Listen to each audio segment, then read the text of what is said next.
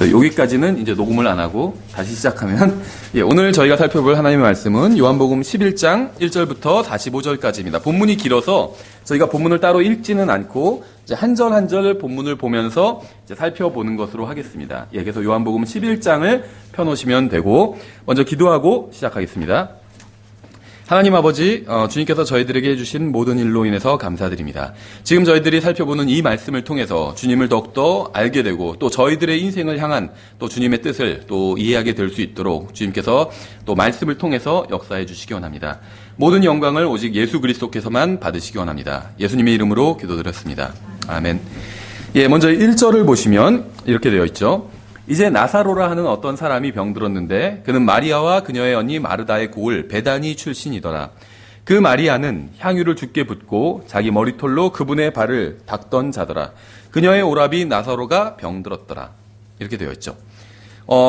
마리아는 아직 향유를 주님의 머리에 붓지 않았습니다. 이 사건은 이제 다음 이야기에 나와요. 다음 장에 나오는 사건이에요. 그렇죠. 하지만 성령님께서는 요한에게 기록하게 하신 이 복음서를 읽는 1세기경의 이 독자들은 이미 마리아가 주님께 향유를 부은 이야기를 알고 있었습니다.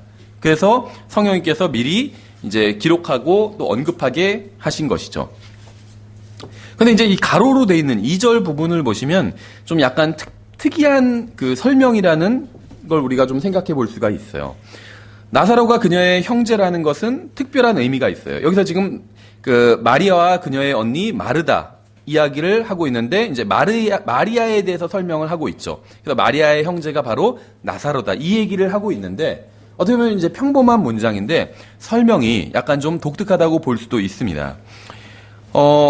왜 그러냐면 성경은 마리아와 나사로의 이제 관계를 설명하는데 우리가 이제 누군가를 설명할 때 먼저 아는 사람이나 아니면 더 유명한 사람을 먼저 이야기를 하잖아요. 그렇죠? 그렇죠. 만약에 제 형제가 유명한 사람이 있다면 이 사람의 형입니다. 이렇게 소개를 하겠죠. 그게 굉장히 자연스러워요. 그렇죠. 그런데 한번 생각해 보세요. 성경은 마리아와 나사로의 관계를 설명하는 데 있어서 부활한 나사로의 자매는 마리아였다.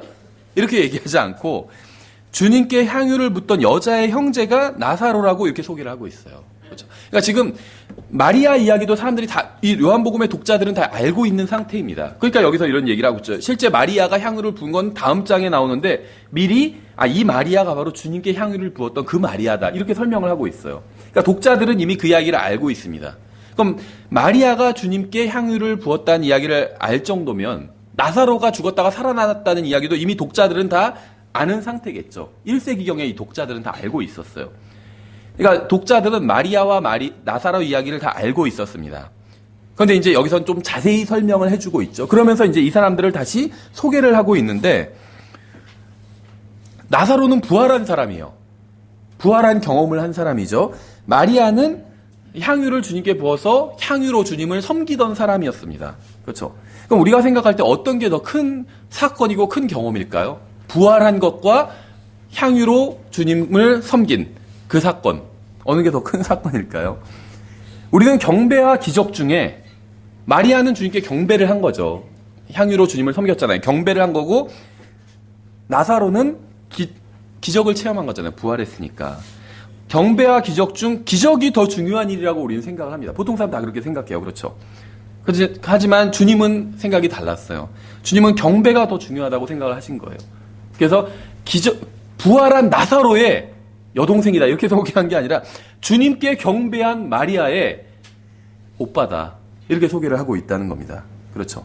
여기서 경배와 기적 중 경배를 기준으로 사람을 지금 성령님께서는 소개하고 계신 겁니다. 우리가 생각이 다르죠. 3절에 그러므로 그의 누이들이 그분께 사람을 보내어 이르되 주여 보소서 주께서 사랑하시는 자가 병들었나이다 하매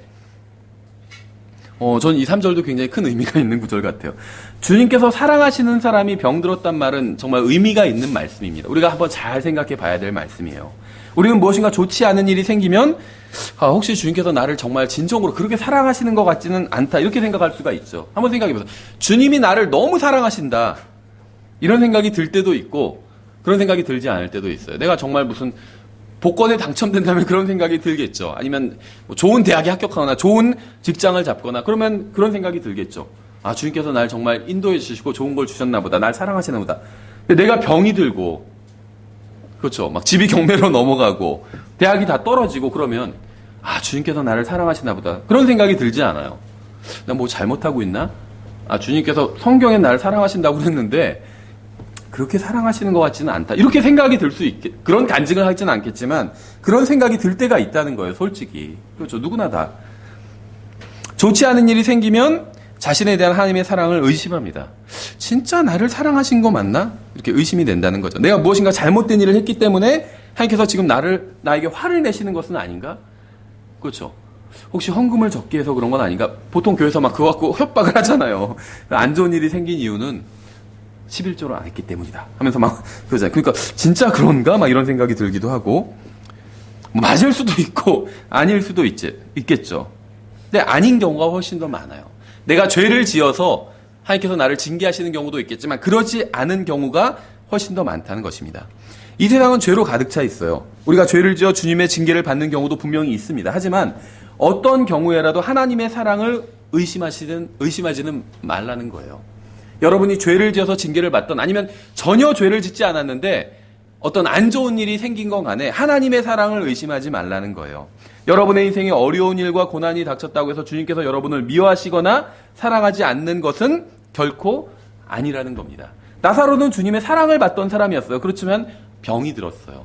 이게 양립 가능한 이야기라는 거예요. 우리가 물론 뒤에서는 이제 왜 그런지 이유가 나오지만 우리가 우리 인생에서 이런 일이 나면 이해는 되지 않잖아요. 납득이 되지 않잖아요. 나를 사랑하신다며 그럼 나의 모든 것을 주관하실 수 있는 분이잖아요. 그런데 내가 병드는 걸 그냥 내버려 두셨다는 거잖아요. 그럼 나는 이해가 안 돼요. 그렇죠. 나를 사랑하신다며 왜 내가 병들도록 그렇게 내버려 두실까? 이해가 안 되지만 잘은 몰라도 성경에서는 그게 가능하다고 말씀하고 있어요. 어떤 다른 큰 이유를 위해서 하나님께서 나를 사랑하시는데도 불구하고 내가 병들도록 나에게 안 좋은 일이 생기도록 내버려 두실 때가 있다는 거죠. 여러분에게 지금 여러분에도 좋은 일이 생기신 분도 있고 안 좋은 일이 생긴 분도 있을 겁니다. 하지만 여러분이 구원받았다면 하나님께서 여러분을 사랑하시는 건 그 사실은 변하지 않는다는 거예요. 그래서 안 좋은 일이 생긴 것으로 하나님의 사랑이 변했나 이걸 의심하지는 말라는 겁니다. 4절에 예수님께서 그것을 들으시고 이르시되 이 병은 죽을 병이 아니라 하나님의 영광을 위한 것이니 하나님의 아들이 그것으로 말미암아 영광을 받으리라 하시더라. 이것이 바로 우리가 병에 걸리고 고난을 당하고 어려움을 겪고 또 문제에 부딪히고 내가 상대하기 싫은 이상한 사람을 만나는 이유입니다. 그렇죠? 우리는 하나님의 영광에 대해서 관심을 갖지 않아요. 그렇죠? 관심을 가질 때도 있지만 그러지 않을 때가 훨씬 더 많죠. 무슨 일을 할 때 이것이 과연 하나님께 영광을 돌리는 것인가 이렇게 생각하고 일하지 않잖아요. 그렇죠. 나에게 이익이 되는가 이걸 생각하지. 그렇죠. 하나님의 영광을 위해서 하는가 이런 생각 별로 안 한다는 거죠. 우리가 가장 우선순위에 두고 관심을 갖는 것은 항상 우리 자신입니다. 하나님의 영광이 아니라 우리 자신, 나의 유익. 무엇을 할 때 그렇죠. 무엇을 사고 돈을 쓰고 무엇을 하고 할 때 다 나의 유익을 위해서 하는 거지 이것이 하나님의 영광을 위해서 가끔 그런 생각할 때도 있지만 대부분 그런 생각 안 하죠. 내가 잘 되고 내가 건강하고 내가 돈을 많이 버는 것에 가장 큰 관심을 두면서 살아가고 있다는 거예요. 구원받은 사람들도 대부분 다 그래요. 구원받은 지 오래되고 목회를 하거나 그런 사람들도 다 똑같습니다. 대부분 다 그래요. 주님께서 우리에게 어려움을 허락하시는 이유는 우리가 자신을 바라보는 것을 그치고 주님을 바라보게 하기 위함이에요. 그렇죠? 잘 될 때는 주님을 바라보지 않아요. 병 고침 받았을 때 10명이 깨끗함을 받았는데 1명만 돌아와서 주님께 감사를 했다고 하잖아요. 9명은 돌아오지 않았어요. 우리도 마찬가지예요. 좋은 일이 생기면 열의 9은 주님께 감사하기보단 그렇죠. 돈이 생기면 주님께 감사하기보단 이걸 내가 이제 어떻게 써야지, 뭐를 해봐야지. 이런 생각을 하지. 주님 정말 감사합니다. 주님께 먼저 와서 감사를 드리지는 않는다는 거죠. 그게 우리 육신의 자연스러운 성향이라는 겁니다. 그래서 주님께서는 때론 우리가 하던 모든 것을 멈추고 주님을 바라보게 하기 위해서 우리에게 어려움을 주신다는 거예요. 생각해보세요. 내가 몸에 병이 걸렸어요. 그러면 당장 내가 해야 될 일들을 다 하지 못하게 됐잖아요. 올스탑이 돼요. 내가 몸이 아프면. 그렇지 않나요? 그럴 때 누구를 생각할까요? 이제 하나님을 생각하게 됩니다. 하나님을 바라보고. 그렇죠. 그래서 주님을 의지함으로 주님께 모든 감사와 영광을 돌리게 하기 위해서 주님께서 우리에게 어려움을 주신다는 겁니다. 우리는 하나님의 진리가 선포되는 것보다 나의 평안과 안녕과 이익에만 관심을 갖습니다. 이게 우리 육신의 성향이에요. 구원받은 사람도 이 육신을 그대로 가지고 있죠. 그래서 주님께서는 우리의 주의를 환기시키기 위해서 어려움을 주시는 거예요. 주님께 집중하게 하기 위해서. 여러분에게 일어나는 모든 일은 그것으로 말미암아 하나님의 아들이신 예수 그리스도께서 영광을 받으시기 위해서 그러한 일이 일어나는 겁니다. 그렇죠? 어려운 일이 일어났을 때 주님을 더욱 부르고 주님을 의지하고 그래서 그 일들을 돌파해내고 그럼 모든 영광을 또 주님께 돌려드리고 이렇게 주님과 친밀한 교제를 나누게 하기 위해서 주님께서 어려운 일을 허락하신다는 겁니다. 이러한 시각으로 여러분에게 일어나는 모든 일을 바라본다면 여러분은 이전과는 다른 반응을 보이게 될 것이고 여러분의 인생도 완전히 변할 거예요. 하나님 중심으로. 그렇죠. 나에게 일어나는 모든 일이 다 하나님의 영광을 위해서 일어난 것이다. 이런 시각으로 바라본다면. 물론 아닌 것도 있죠. 자기가 무슨 남의 물건을 훔쳐서 감옥에 갔으면 그건 하나님의 영광과 전혀 관련이 없어요. 그냥 벌을 받기 위해서 감옥에 가는 거지 하나님의 영광과 관련이 없습니다. 근데 이제 그런 것 빼고 나머지 대부분의 일들은 그러니까 내가 아무런 잘못을 하지 않았어요. 그런데도 나에게 안 좋은 일이 생겼어요. 그런 경우들이 있잖아요. 내가 잘못을 해서 안 좋은 일이 생기면 심은 대로 거둔 거예요. 그건 하나님의 영광과 전혀 관련이 없어요. 근데 내가 전혀 안 좋은 일을 한 적이 없어요. 나쁜 짓을 하지 않았어요. 그런데도 나에게 안 좋은 일이 생길 때가 있잖아요. 그럴 때 그 일이 왜 생겼는지 성경은 하나님의 영광을 위해서 그 일이 생겼다고 말씀하고 있다는 겁니다. 그렇죠? 5절에 이제 예수님께서 마르다와 그녀의 여동생과 나사로를 사랑하시더라. 여기서 이제 나사로 지금 예수님께서 사랑하신다는 이야기를 하고 있습니다. 그런데 마리아와 나사로를 다 사랑하셨다 이렇게 말씀하고 있어요. 마리아와 마르다는 주님께 반응하는 방식이 달랐습니다. 그렇죠? 지금 뭐 우리가 이제 마리아와 마르다 중 누가 뭐 잘했냐 못했냐 뭐 이걸 따지지는 않을게요. 근데 어쨌든 간에 주님을 섬기던 사람도 있고 주님을 섬기지 않던 사람도 있죠. 그럼 나사로는 이제 죽었습니다. 근데 성경은 예수님께서 마리아와 마르다와 나사로를 모두 사랑하셨다고 말씀하고 있어요. 주님께서는 자신을 제대로 섬기는 사람이나 제대로 섬기지 못하는 사람이나 아무것도 하지 않는 사람조차도 사랑하십니다. 그렇죠. 우리가 생각할 땐 한 교회로 모이면 주님을 잘 섬기는 사람도 있고 못 섬기는 사람도 있고 아무것도 하지 않는 사람도 있잖아요. 그럼 잘 섬기는 사람만 사랑하실 것 같죠. 근데 그렇지 않다는 거예요.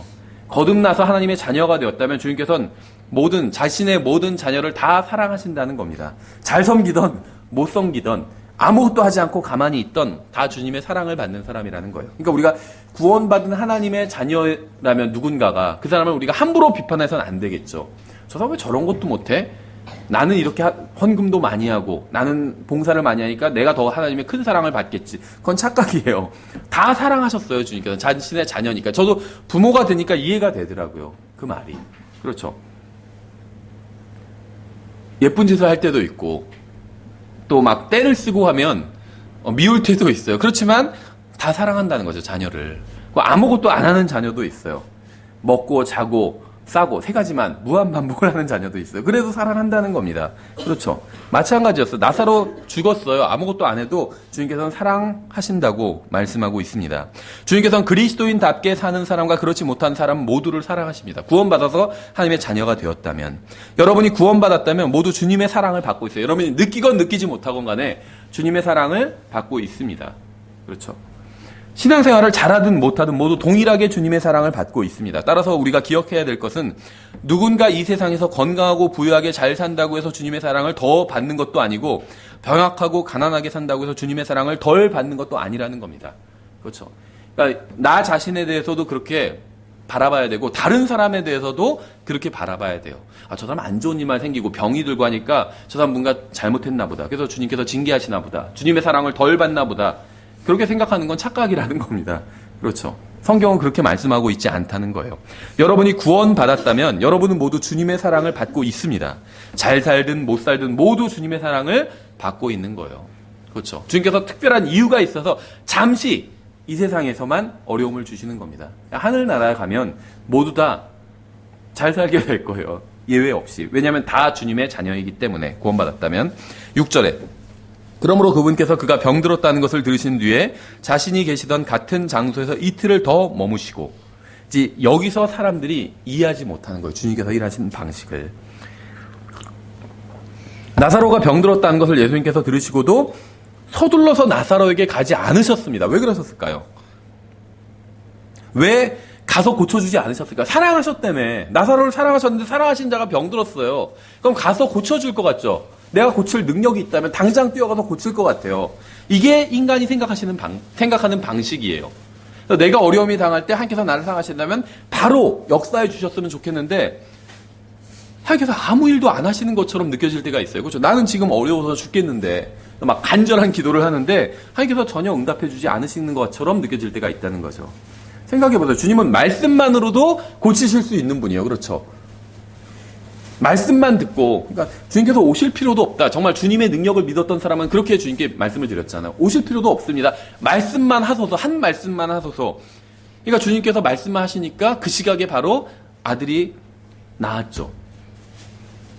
여기서도 마찬가지예요. 주님께서 사실 나사로에게 가실 필요도 없었어요. 나사로야 나아라. 그러면 나을 수 있었습니다. 그런데 주님께서는 그런 말씀도 하지 않으셨습니다. 그렇죠? 왜 그럴까요? 그 이유는 주님께서 이미 말씀하신 대로 하나님의 영광을 위해서였어요. 하나님의 영광. 예수님께서는 항상 같은 방식으로 일하시거나 우리가 원하는 대로 일하실 의무가 예수님께 전혀 없습니다. 그렇죠?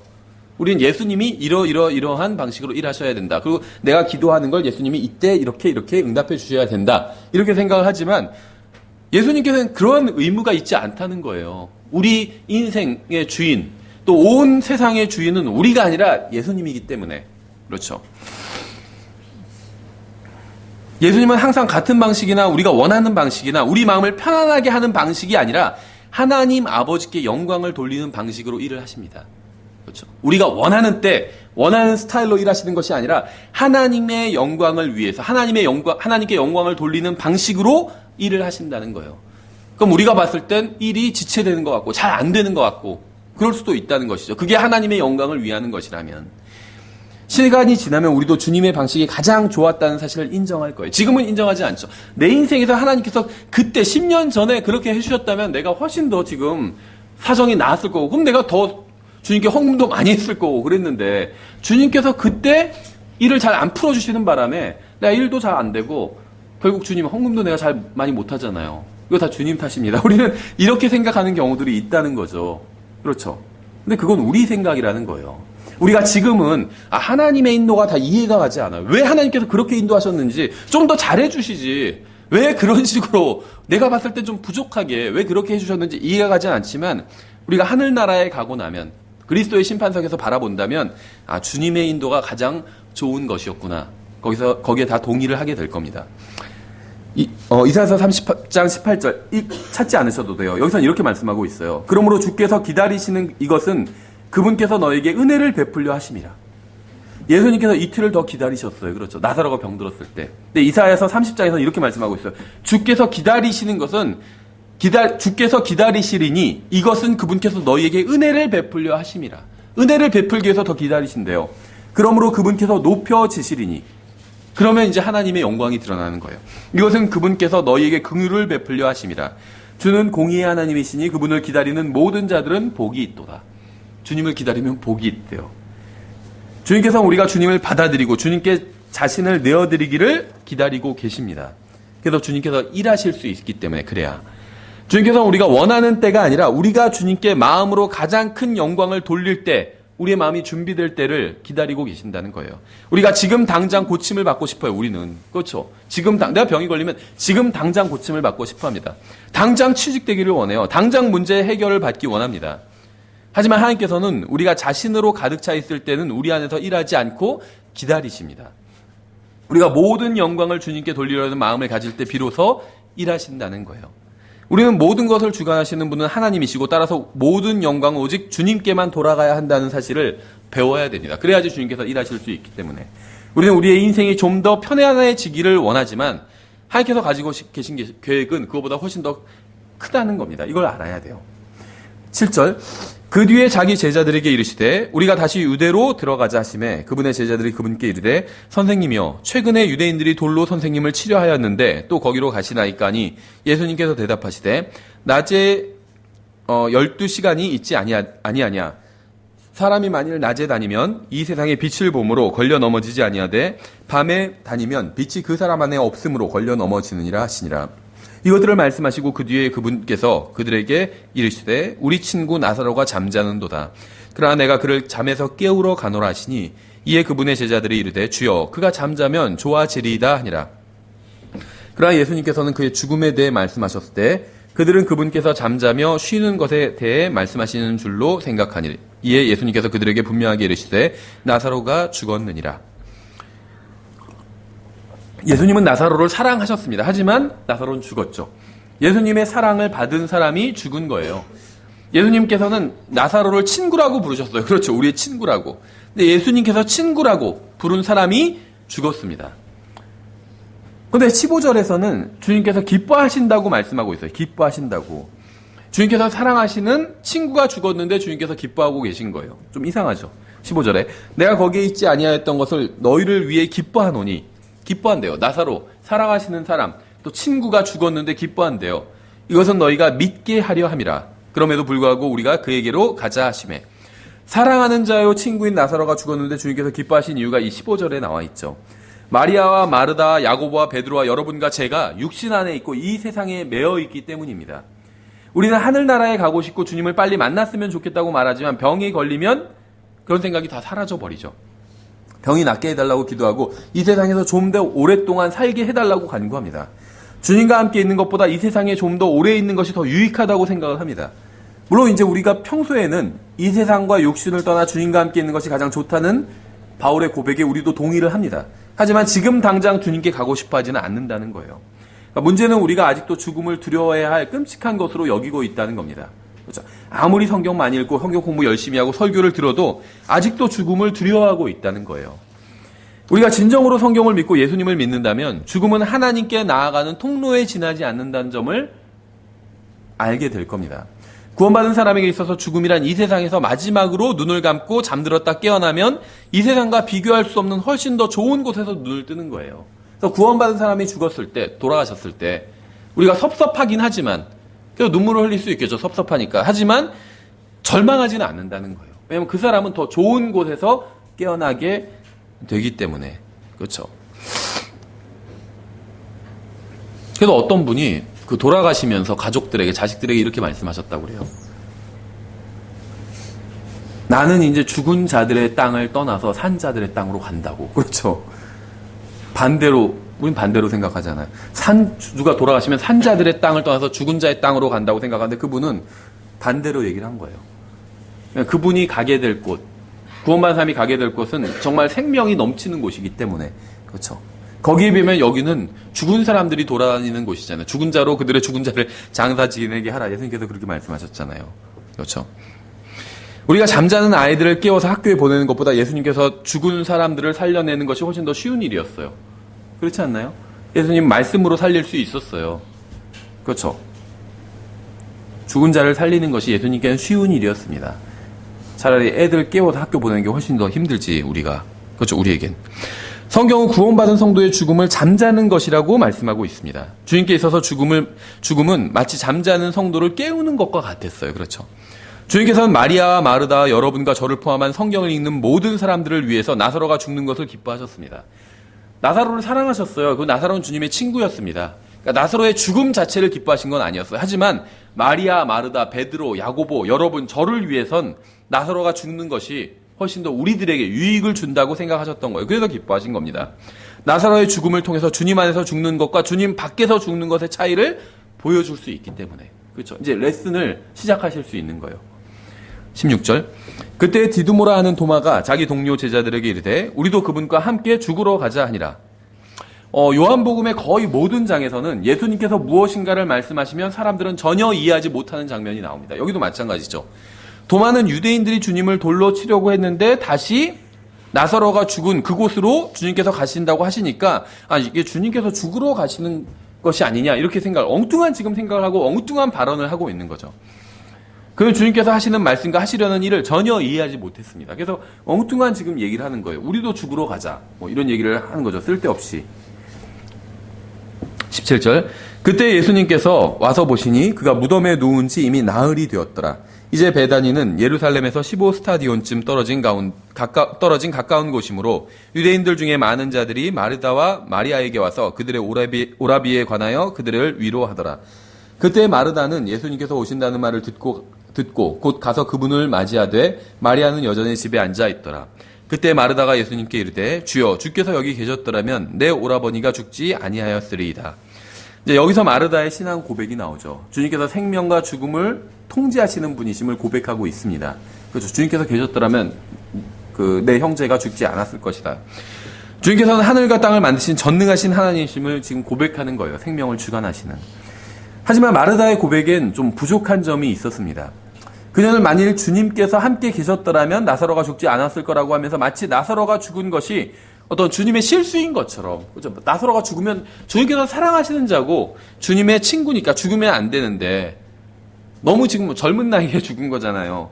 그러니까 마치 주님의 실수인 것처럼, 그러니까 주님의 능력은 인정하면서도 주님의 실수인 것처럼 지금 그런 뉘앙스의 이야기를 하고 있다는 거예요. 그러니까 마르다의 고백은 주님께서 모든 것을 주관하시는 분이라는 사실은 인정하고 알겠는데 왜 이러한 일이 나에게, 우리 가족에게 일어나게 하셨는지는 모르겠다는 그런 이야기입니다. 그러니까 주님의 능력은 의심하지 않지만 주님께서 일하시는 방식은 좀 의심스럽다는 거예요. 우리도 이럴 때가 있죠. 하나님 전능하신 분이라는 거 압니다. 그렇죠. 나에게 예를 들면 내가 로또 1등에 당첨되게 하실 수 있는 분이에요. 하나님은. 그렇죠. 근데 그렇게 하지는 않으시잖아요. 그러니까 하나님의 능력은 믿어요. 근데 하나님께서 일하시는 방식에는 의심이 간다는 거예요. 그렇죠. 하나님께서 정말 날 사랑하시면 좀 좋은 걸 주시지, 돈을 좀 많이 주시지, 왜 안 주실까?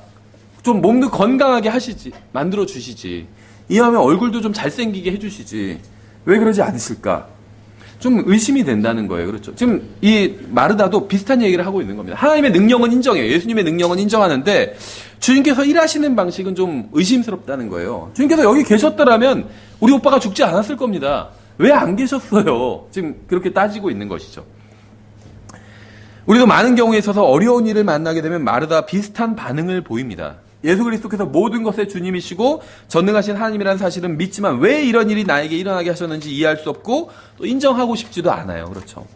나에게 이런 일이 일어난 것은 하나님께서 공평하지 않으시거나 무엇인가 잘못하시는 것이라고 생각을 합니다. 그렇죠.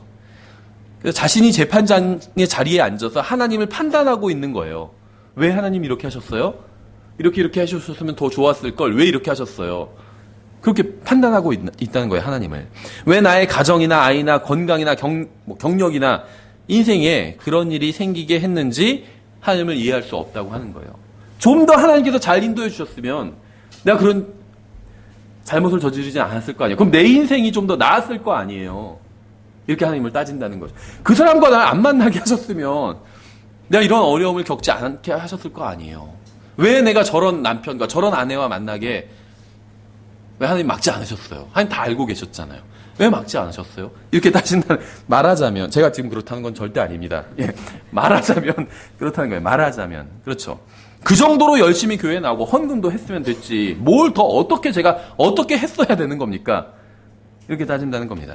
마르다도 지금 이렇게 따지고 있는 거예요. 지금 주님께서는 나사로를 사랑하지 않으셨습니까? 나사로가 주님의 친구라고 하지 않으셨나요? 근데 왜 나사로가 이 모양이 되도록 아무것도 하지 않으신 겁니까? 왜 주님이 가장 필요로 할 때 함께 해주지 않으신 겁니까? 사흘만 빨리 오셨어도 이런 문제가 생기지 않았을 겁니다. 왜 빨리 오시지 않았나요? 이렇게 따지고 있는 거예요. 마르다는 주님의 계획도 모르고 보다 큰 그림을 볼 수 없었기 때문에 주님을 원망하고 불평하고 있었던 겁니다. 22절에 그러나 이제라도 주께서 무엇이든 하나님께 구하면 하나님께서 그것을 주께 주실 줄 내가 아나이다 하니. 그러니까 마르다는 주님께 간구하면서 자신이 무엇을 간구해야 되는지를 몰랐어요. 그렇죠. 그러니까 무엇이라도 구하면 무엇이라도 주시겠지. 이런 식으로 얘기하고 있는 거죠. 우리도 이런 경우 너무나도 많이 있어요. 무엇인가를 구해야 하고 구하기는 하는데 정말 나에게 필요한 것이 무엇인지는 모른 채 그저 간구만 하는 경우도 있다는 거죠. 아니면 엉뚱한 것을 구하고 있을 수도 있고. 23절 예수님께서 그녀에게 이르시되 내 오라비가 다시 일어나리라 하시니라. 마르다가 그분께 이르되 마지막 날 부활할 때 그가 다시 일어날 줄 내가 아나이다. 하며 예수님께서 그녀에게 이르시되 나는 부활이요 생명이니 나를 믿는 자는 죽어도 살겠고.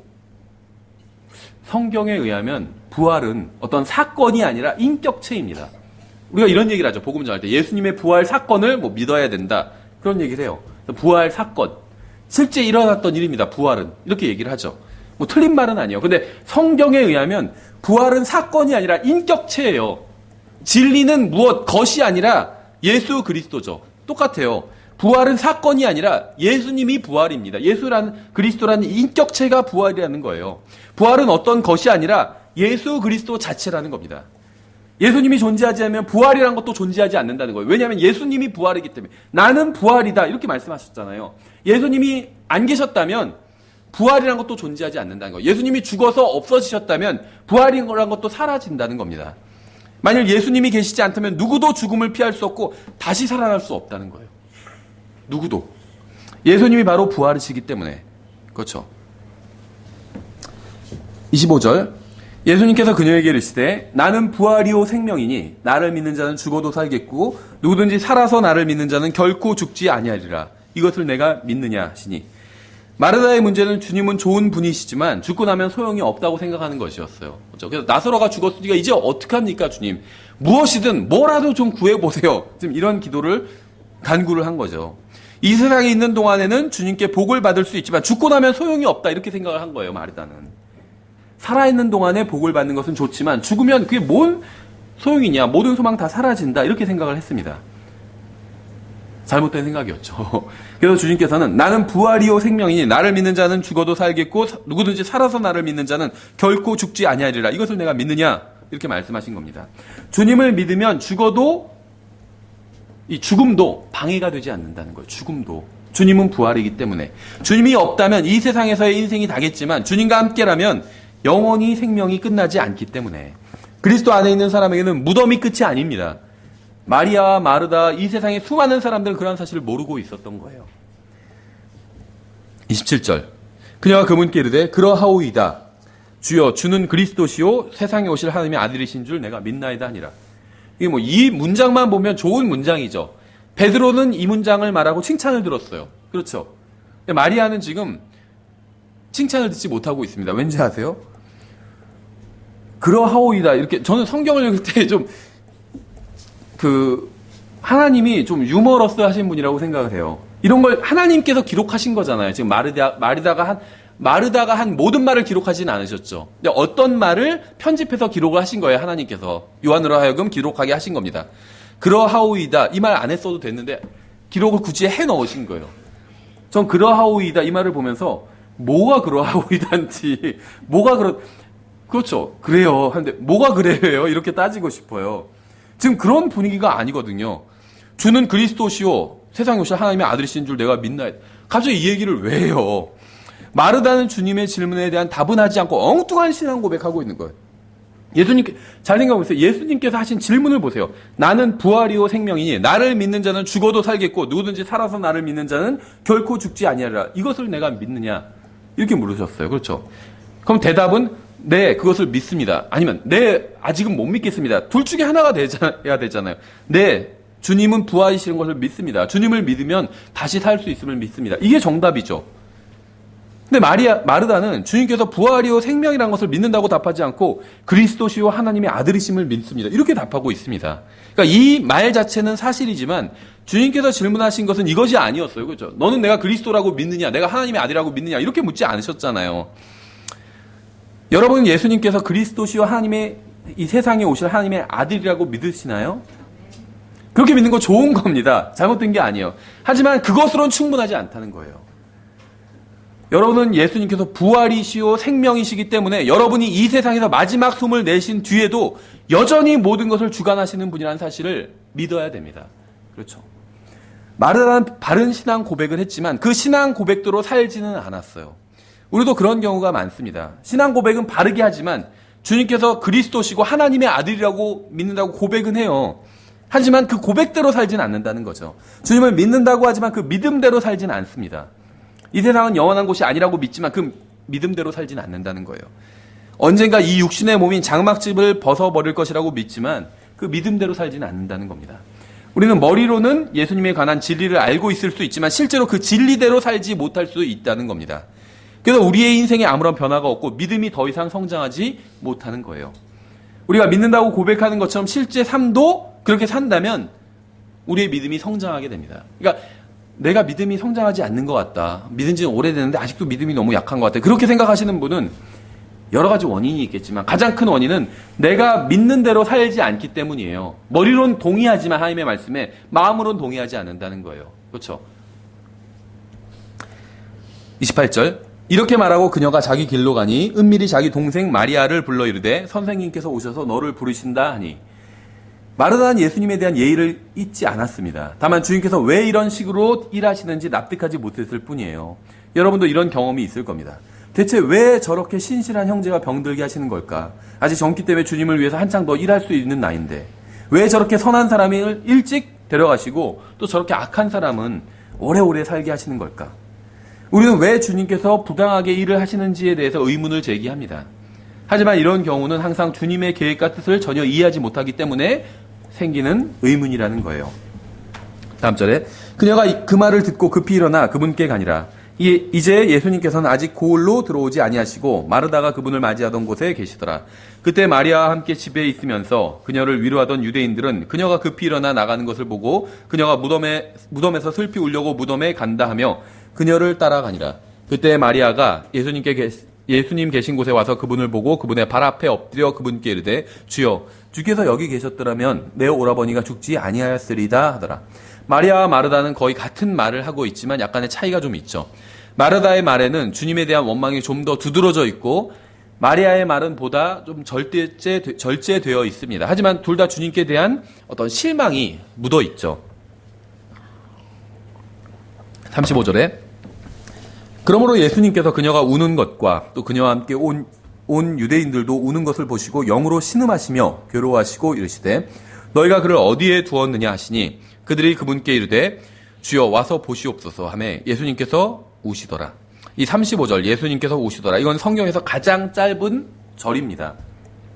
두 단어로 되어 있죠. Jesus wept. 그래서 예수님께서 우시더라. 예수님께서 우셨어요. 주님은 나사로와 마리아와 마르다를 사랑하셨습니다. 그리고 우셨습니다. 온 세상에 죽음이 가득한데 오직 주님만이 그 죽음을 멈추실 수 있었어요. 사람들은 이 세상에서의 모든 일들에 대한 책임을 다 하나님께 돌리지만 사실 하나님께는 아무런 잘못이 없습니다. 그렇죠? 무슨 일이 생기면 하나님 계시다면 왜 이런 일이 생기는 거야? 하나님 계시다면 왜 전쟁이 일어나는 거야? 하나님 계시다면 왜 어린아이들이 굶어 죽는 거야? 책임을 하나님께 돌려요. 제가 여러 번 말씀드렸지만 그런 일에 대한 책임이 하나님께 없습니다. 그렇죠? 하나님께서 전쟁 일으키신 적이 없어요. 야고보서에 의하면 한 사람의 욕심 때문에 전쟁이 일어나게 된다고 성경 말씀하고 있어요. 굶어 죽는 것도 마찬가지예요. 이 지구에는 70억 인구가 먹을 충분한 양식이 있습니다. 하나님께서 양식을 다 주셨어요. 그런데 사람들이 나눠 먹지 않아가지고 누군가 굶어 죽는 거예요. 그럼 사람들 문제지 하나님 잘못은 아니라는 거죠. 그렇죠? 이 세상의 모든 슬픔과 고통과 아픔은 하나님께로부터 나온 것이 아니에요. 그건 죄로부터 나왔습니다. 사람으로부터 나왔어요. 그렇죠? 주님께서 오신 이유는 사람들이 고통 중에 있을 때 오직 그 고통의 문제를 해결할 수 있는 분을 탓하고 불평과 원망을 늘어놓기 때문이에요. 하나님께서 모든 사람들에게 어려움과 고난을 허락하신 이유는 하나님을 찾게 하기 위해서입니다. 이 세상에서 어려움과 고난을 통해서 참 진리를 알게 되고 하나님을 만나고 그분을 의지하게 된다면 그것은 결코 손해가 일어나는 일이 아니라 오히려 영원히 감사할 만한 축복인 거예요. 그러니까 이 세상에 분명히 어려움이 있습니다. 그럼 그 어려움을 통해서 하나님을 찾게 하기 위해서 어려움을 허락해 주신 거예요. 그렇지만 그 어려움 자체, 고난, 전쟁, 굶주림 이런 거는 하나님께서 주신 건 아니라는 거예요. 그 상황을 허락하신 것뿐이지.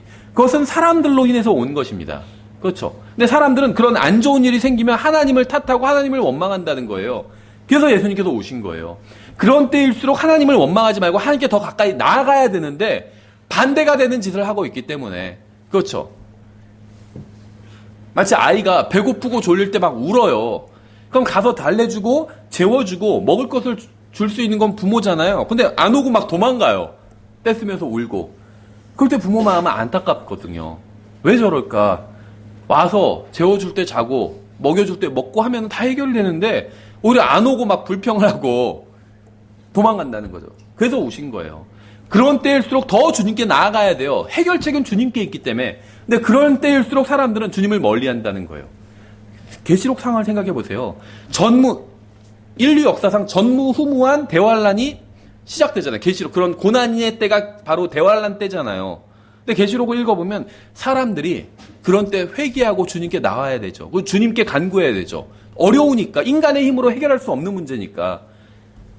근데 사람들이 그렇게 하지 않아요. 더 하나님을 원망합니다. 더 저주를 해요. 계시록에 그렇게 나와 있어요. 그래서 하나님께서 오신 거예요. 예수님께서. 해결책이 있는데 그 약을 안 먹고 병들어 죽는데 약이 있어요. 그래서 약을 주셨는데 약을 거절해요. 그래서 왜 내가 병드는 걸 고쳐주지 않으세요? 원망만 하면서 약을 먹지 않아요. 그래서 예수님께서 오신 거예요. 안타까워서. 너무 인간이 하는 짓이 너무 어리석어서 안타까워서 오신 거예요. 36절에 이에 유대인들이 이르되 보라 그분께서 그를 얼마나 사랑하셨는가 하고 그들 중에 어떤 이들은 이르되 눈먼 자의 눈을 열어준 이 사람은 죽지 않게 할 수 없었느냐 하더라. 그러므로 예수님께서 다시 속으로 신음하시며 무덤에 가셨는데 그 무덤은 동굴이며 그 위에 돌이 놓였더라. 오직 예수 그리스도께만 모든 문제의 해답이 있습니다. 그런데 사람들은 그 문제의 답을 구하려 하지 않고 비난하고 원망하고 불평해요. 모든 문제의 해결책이 눈앞에 있지만 그것을 모르는 사람들의 무지로 인해서 주님께서 속으로 신음하신 거예요. 답답하셔서. 해결할 수 있는데 나한테 오면 누구든지 예수 그리스도 앞에 나가면 해결받을 수 있는데 신음하고 있으니까 그걸 그렇게 나오지 않으니까 신음하시는 거예요. 답답해서.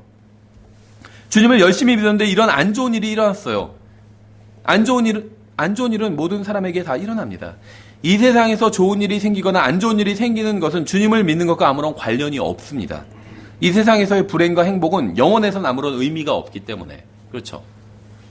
예전에도 말씀드린 적이 있죠. 무한대분의 상수는 0에 가까워져요. 0이나 마찬가지예요.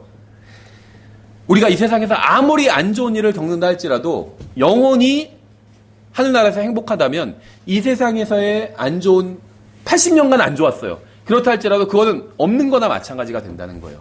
그렇죠. 생각해 보세요.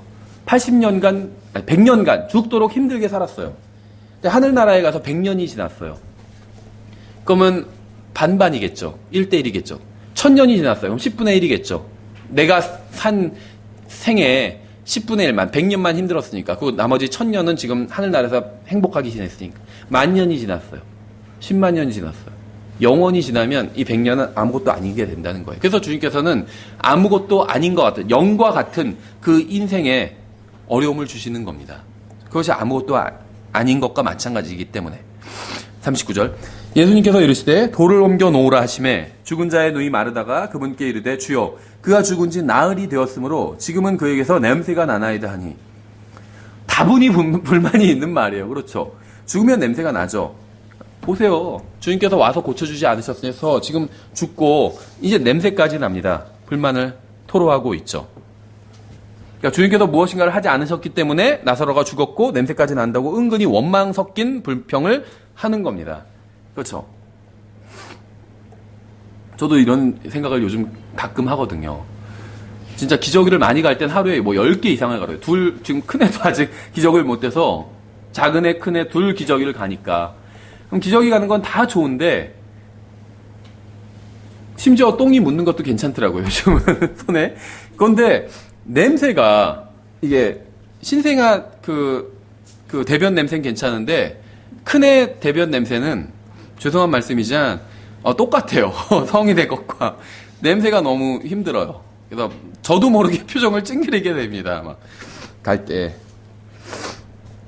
냄새까지 나요. 막 불평하는 거예요. 지금 불평하고 있어요. 앞에서 말씀드린 것처럼 주님께서 진작에 오셨더라면 나사로는 죽지 않았을 것이고 이렇게 썩은 냄새도 나지 않았을 것이다. 지금 이 불만을 하고 있는 겁니다. 그렇죠? 우리는 성경을 읽으면서 이렇게 불만을 표출하는 마르다가 어리석다고 생각을 하지만 성경 읽을 때 뭐 이걸 불명하지? 예수님께서 살려주실 수 있는데 이렇게 생각하죠. 사실 우리도 마르다가 크게 다르지 않습니다. 우리는 주님께서 내가 기도한 대로 응답해 주셨더라면 지금 이런 난간에 부딪히지 않았을 거라고 생각할 때가 있어요. 주님께서 내 말대로 해주셨더라면 지금 상황이 훨씬 더 나아졌을 거라고 생각을 합니다. 이렇게 된 게 다 주님께서 응답해 주지 않으셨기 때문에 생긴 일이라고 불평해요. 그렇죠. 내가 지금 교회도 마음대로 못 가는 게 주님께서 저런 남자와 저런 여자와 결혼을 내가 할 때 막지 않으셨기 때문에 그래서 지금 내가 교회도 못 나가는 신세가 됐다. 이렇게 얘기하시는 분도 있어요. 그렇죠. 마치 주님 탓인 것처럼. 이렇게 된 게 다 주님께서 응답해 주지 않으셨기 때문에 생긴 일인 것처럼 불평한다는 거죠. 주님께서 내 사업이 잘 되게 해주셨더라면 내가 더 헌금 많이 했을 텐데 사업이 잘 되게 해주지 않으셨기 때문에 헌금을 드리지 않는 것에 대해서 주님께서 저에게 뭐라고 하시면 안 돼요. 막 이런 식으로 불평한다든지. 40절. 예수님께서 그녀에게 이르시되 내가 내게 말하기를 내가 믿고자 하면 하나님의 영광을 보리라 하지 아니하였느냐 하시니라. 이 구절 너무 중요한 구절입니다. 너무 중요한 구절. 여러분의 인생에 하나님의 영광이 보이나요? 여러분 하나님의 영광을 보신 적이 있나요? 하나님의 영광. 본 적이 별로 없는 것 같아요. 왜 본 적이 없는 줄 아세요? 믿지 않기 때문이에요. 믿지 않기 때문에. 여러분 구원받지 못했다는 소리가 아니에요. 누구든지 예수님을 믿으면 구원받습니다. 예수님을 나의 구원자로 받아들이면 다 구원받아요. 예수님께서 십자가 위에서 흘리신 피가 나의 죄값을 갚기 위해서 그 고난을 당하셨다는 걸 믿으면 구원을 받을 수 있습니다. 구원은 공짜로 받아요. 하나님의 영광은 그냥 공짜로 받는 거나 볼 수 있는 건 아니에요. 믿어야 돼요. 정말 하나님의 말씀을 그대로 믿어야 됩니다. 그럼 그 말씀을 통해서 주님께서 내 안에서 역사를 해주십니다. 그러면 하나님의 영광이 드러나게 되는 거예요. 주님께서 사람들이 주님께 원망할 때 하나님의 말씀을 전해주셨습니다. 그런데 사람들이 계속해서 원망하자 다시 동일한 말씀을 전해주고 계신 거예요. 지금 두 번째 하나님의 영광에 대해서 똑같은 말씀을 하고 계시죠. 주님께서 역사하지 않으셔서 일이 엉망으로 되었다고 불평하자 다시 동일한 말씀을 주시는 겁니다. 주님께서 주시는 응답은 항상 동일해요. 믿으라는 거예요. 진짜로 생각만 그렇게 하지 말고 진짜 믿으라는 거예요. 믿는다는 건 내어준다는 거예요. 그렇죠. 내어주는 거예요. 그게 믿는 거예요.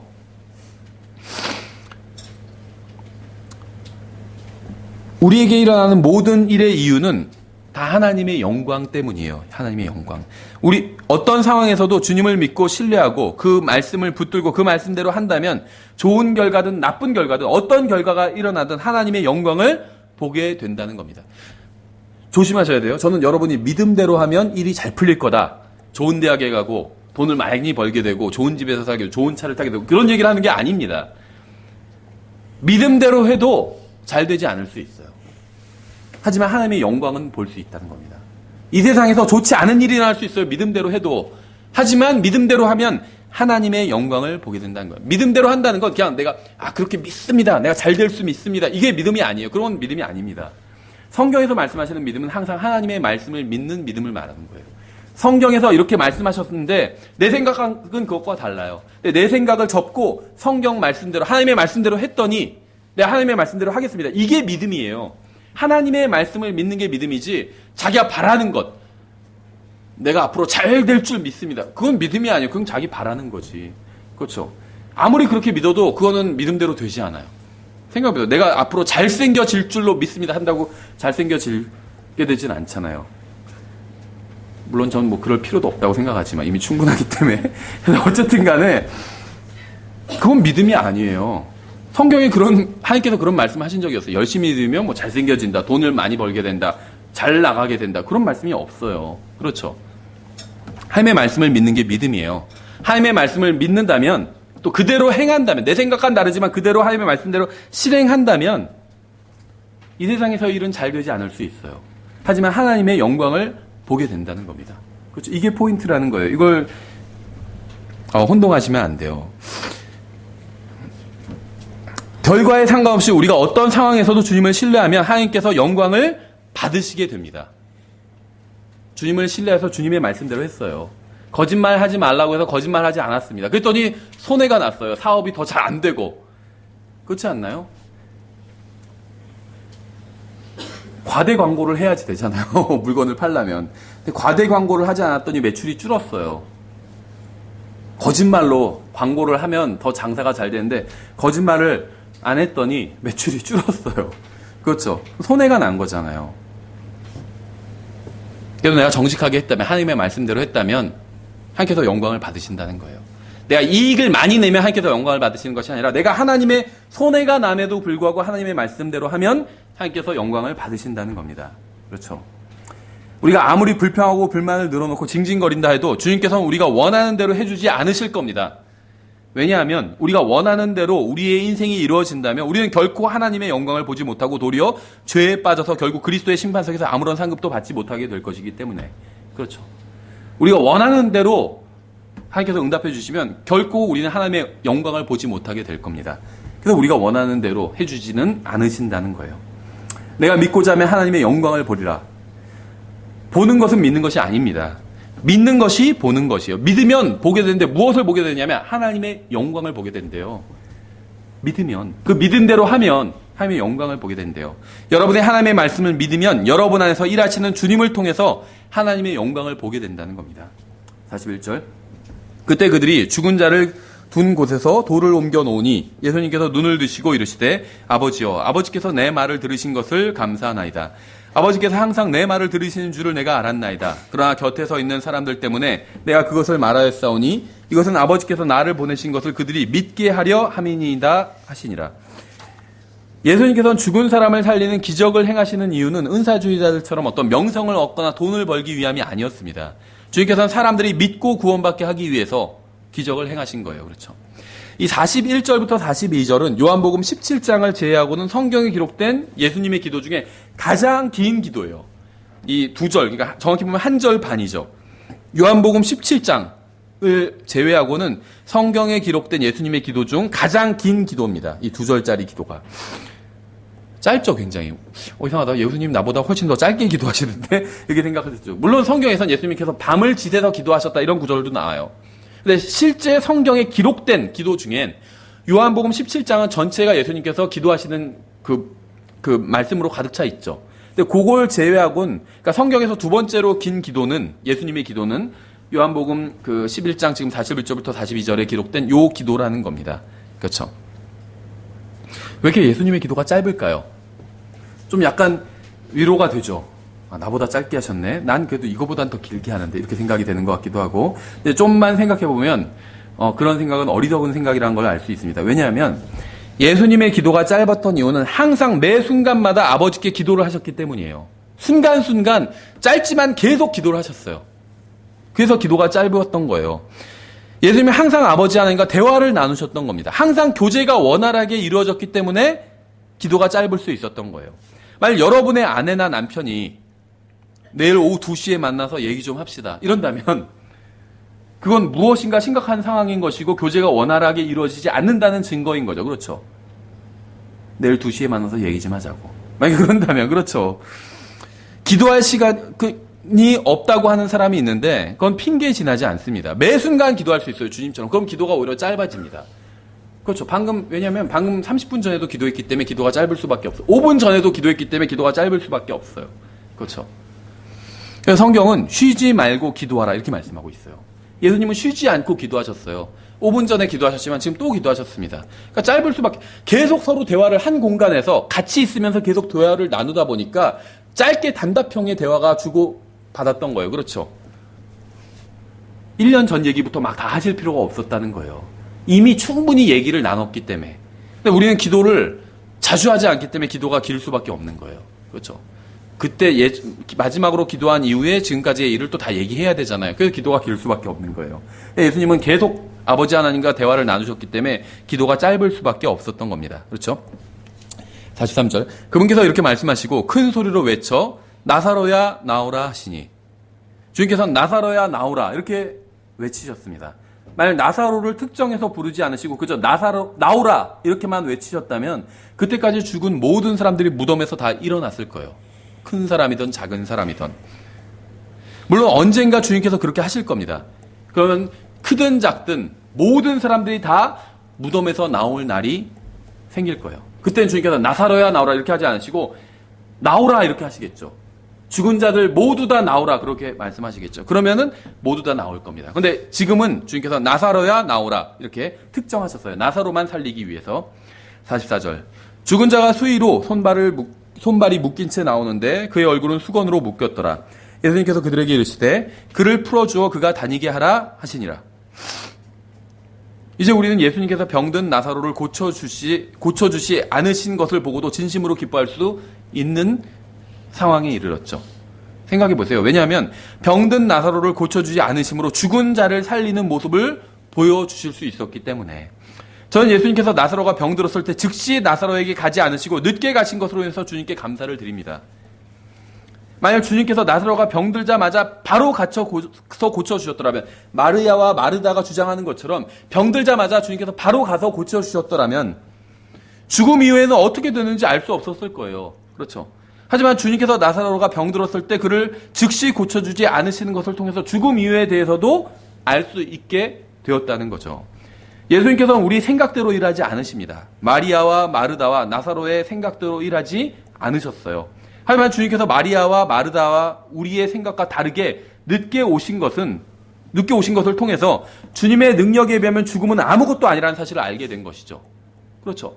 그냥 주님께서 나사로야 나오라 하니까 죽음이 그냥 번복돼 버렸어. 이미 죽은 사람이. 그러면 생각해 보세요. 사람이 겪는 일 중에서 가장 큰 건 죽음이잖아요. 엄청난 일이거든요. 우리에겐, 예수님께는 그것이 아무것도 아니라는 거예요. 말씀만 번복하면 그만이요. 이거 살까? 했다가 그냥 사지 않을래. 이거나 마찬가지라는 거예요. 물을 마실까? 했다가 그냥 마시지 않을래. 우리한테 쉬운 일이죠, 이것은. 그것과 마찬가지라는 거예요.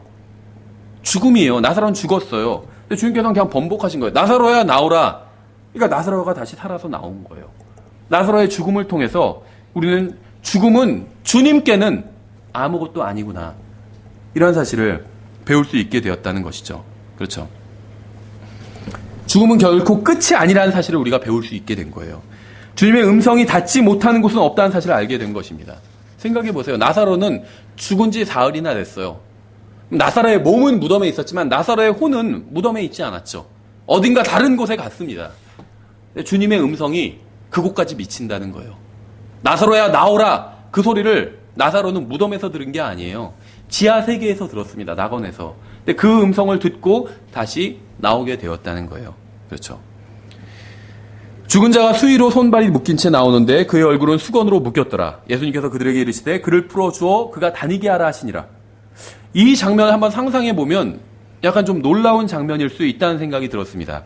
사람들은 죽은 나사로를 꽁꽁 묶어놨어요. 그렇죠. 그러니까 어느 정도로 묶어놨냐면 다닐 수 없을 정도로 묶어놨어요. 그래서 주님께서 그를 풀어주어서 다니게 하라 이렇게 말씀하셨죠. 이렇게 하면 좀 이상해지죠, 장면이. 나사로는 꽁꽁 묶여 있었기 때문에 걸어 나오거나 기어서 나올 수도 없었어요, 심지어. 꽁꽁 묶여 있었어요. 그래서 주님께서 풀어주라고 말씀하신 거예요. 그래 그가 다닐 수 있기 때문에. 그렇죠.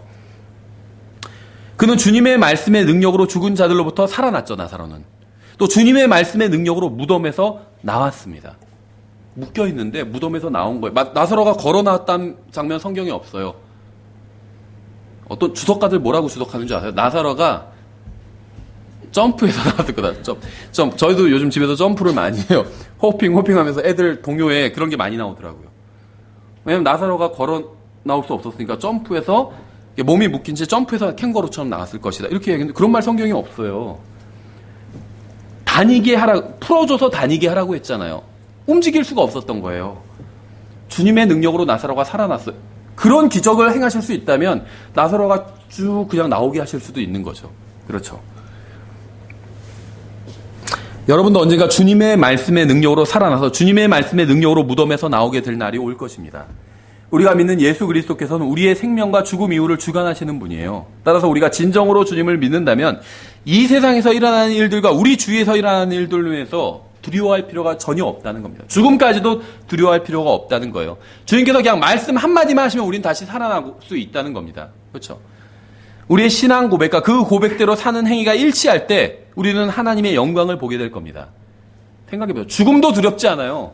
그렇다면 두려운 일이 없다는 겁니다. 잘 안 되면 그냥 죽는 거예요. 그래도 상관없어요. 하나님께서는 모든 걸 다 뒤집으실 수가 있기 때문에. 우리가 정말 그런 분을 믿는다면, 그분이 내 안에 들어와 계신다고 믿는다면 이 세상에서 일어나는 일들로 인해서 마음 졸이고 염려하고 고민하고 그럴 필요가 없다는 거예요.